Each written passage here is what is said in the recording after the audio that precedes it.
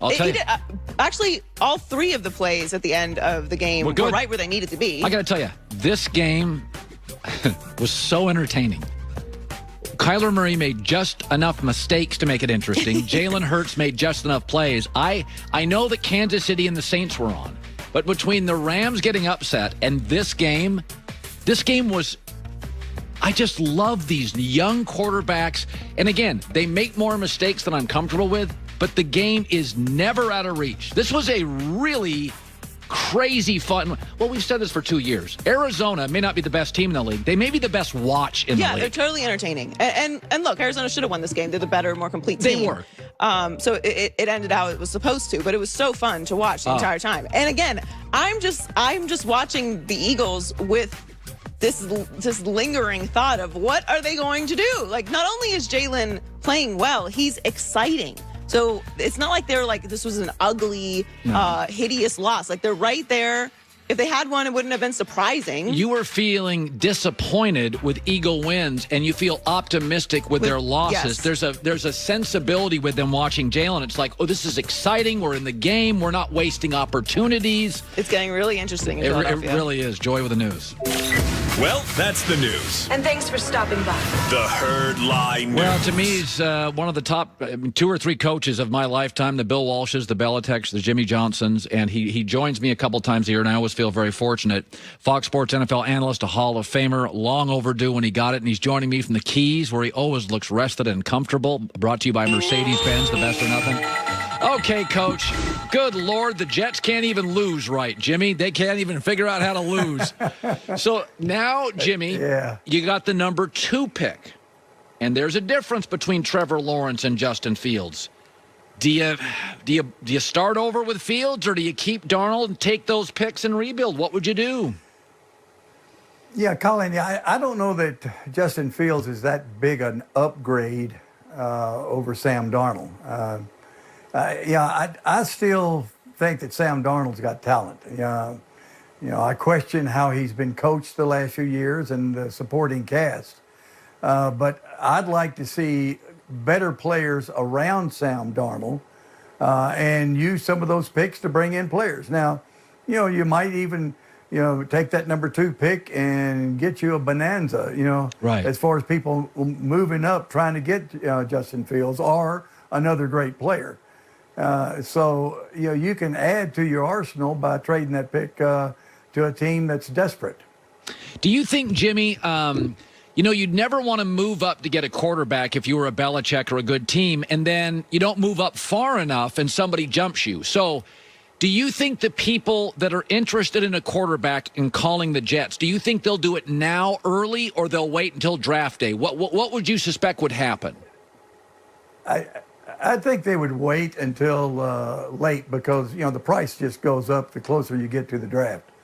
You get other teams, bidding. Now, obviously, that's as far as the Jets are concerned. If you're one of the teams wanting to move up, if you can solidify a deal right now, then that's fine because it's going to be cheaper than if you wait until the draft. Okay. You get teams competing for that pick, the price is going to go up. Jimmy, I'm watching Kansas City, and you had 3 or 4 great all-time teams in the NFL. You had several in college.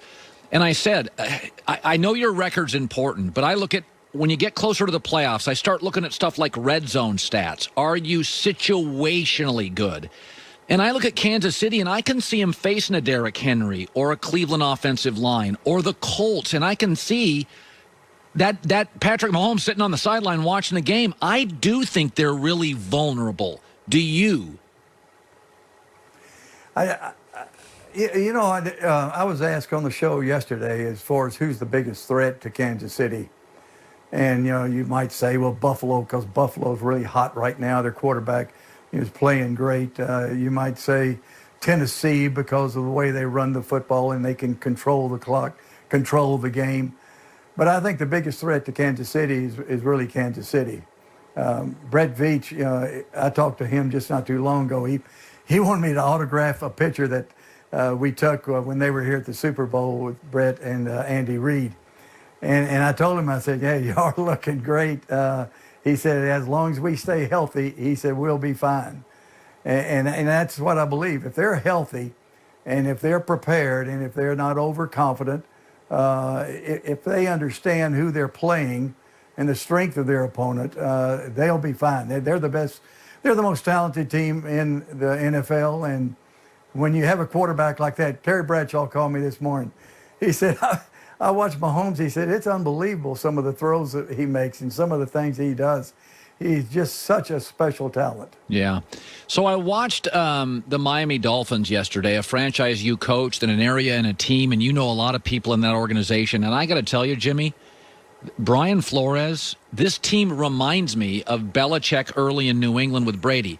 They win a lot of 2016 ugly. They're resourceful. Yep. Yesterday, they were missing 4 of their top 5 scrimmage yard performers. Players become more replaceable. And Tua, like an early Brady, is coachable. He doesn't turn the ball over. I think we got a hit. Maybe am I being a little hyper here, but I think Brian Flores, I watch him. Jimmy, I see Belichick. Yeah, I spent some time with him this offseason, and I was thoroughly impressed. Their team, they play so hard. He gets tremendous effort out of his players.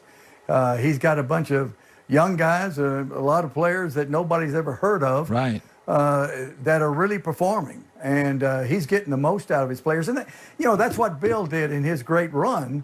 Is a lot of the players that other teams might not even want. He made them productive.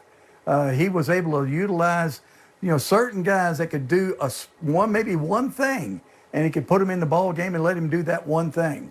And so Brian, he learned well from Bill. And then on the other side, that's going to be a struggle up there at New England. But New England's got a bunch of cap money. They've got some opt-outs that are going to be coming back next year, but they still got to find them a quarterback. Yeah, and they're not very dynamic on the offensive side, at least on the perimeter. They could use some speed. So I said this, and I said this about 2 years ago. I said sometimes young quarterbacks come into this league, and if they have a star receiver, it feels like they feel like they need to appeal to him. And I totally get. I'm not blaming anybody, but I watch Baker without OBJ. Jimmy's like a different player. Did you ever have a situation like that? No. Michael Irvin wanted it to be like that, but I wouldn't let him. I made sure that Troy threw the ball other places.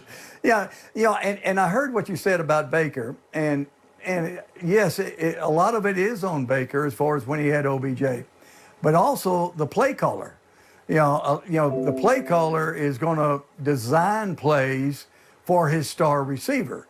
Well, the only thing is the opponent knows that as well. And so they're going to do some things to take away your star receiver. If you actually just take the approach, especially if you have balance with your receivers and your tight end, if you take the approach, you just take what the defense gives us and not try to force the ball to any one player, you're going to be much better off. And that's what we're seeing with Baker Mayfield. Should a team like...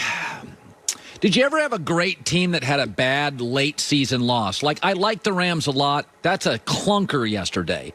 Should I take, early in the season, the Colts lost to the Jags, but it's September, it's week 1. I don't worry. They're a different team. Do late season losses concern you, Jimmy? No, but I'll give you an example.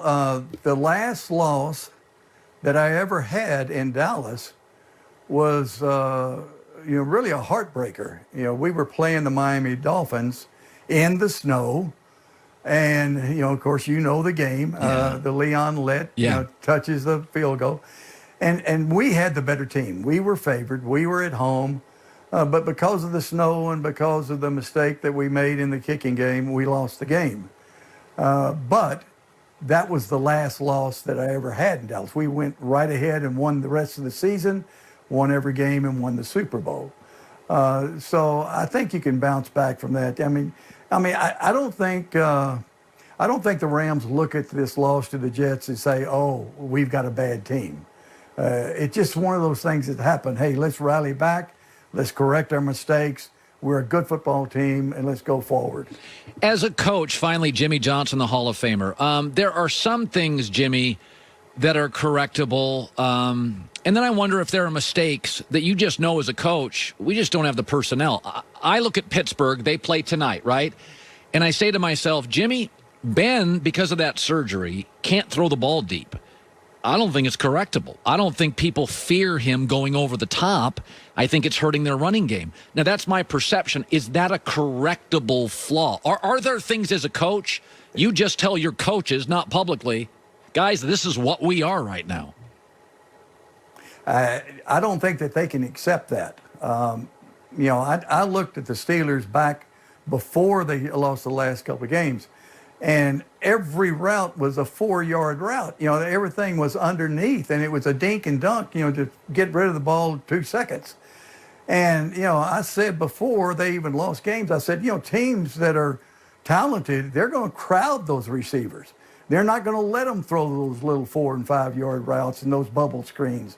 And if they do that, then they're going to have a running game, or they're going to have to throw it deep. I think, as far as the coaching staff with the Steelers, they've got to force the ball deep. They've got to force, even if it's less than 3 yards a carry, they've got to run the football. They cannot just go into every game saying we're going to throw 3- and 4-yard routes and win the game. You get up against good teams in the playoffs, that's not going to work. So they've got to have some balance offensively. Jimmy Johnson. By the way, I got a pretty good. Hey, 2 of my favorite players right here. Who? Oh, Jason Taylor and Zach Thomas. Look at you.